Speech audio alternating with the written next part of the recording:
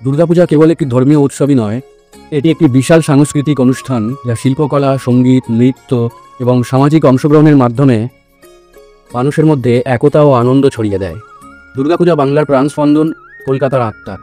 একদিকে যেমন আছে বরিশা বা শোভাবাজারের রাজকীয় পুজো, অন্যদিকে আছে বলরাম বসু ঘাট রোডের প্রথম সার্বজনীন বারোয়ারি পুজো, আছে কাশী বোস লেন সিমলা ব্যায়াম সমিতির মতো স্বাধীনতা সংগ্রামের স্মৃতি বহন করা মণ্ডপ।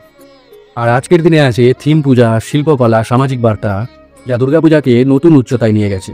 প্রজন্মের পর প্রজন্ম ধরে এই পূজা আমাদের কেবল ধর্মীয় বিশ্বাসের সঙ্গে নয়, বরং সংস্কৃতি, শিল্প, ইতিহাস ও মানবতার সঙ্গে যুক্ত করেছে। তাই তো ইউনেস্কো এটিকে বিশ্বের ঐতিহ্য হিসেবে স্বীকৃতি দিয়েছে। দুর্গাপূজা আমাদের শেখায় ঐক্যের মধ্যে শক্তি, ভক্তির মধ্যে আনন্দ, আর উৎসবের মধ্যে জীবনের পূর্ণতা। তাই আজ আমরা গর্বের সঙ্গে বলতে পারি, দুর্গাপূজা কেবল বাংলার নয়, সারা বিশ্বের সম্পদ।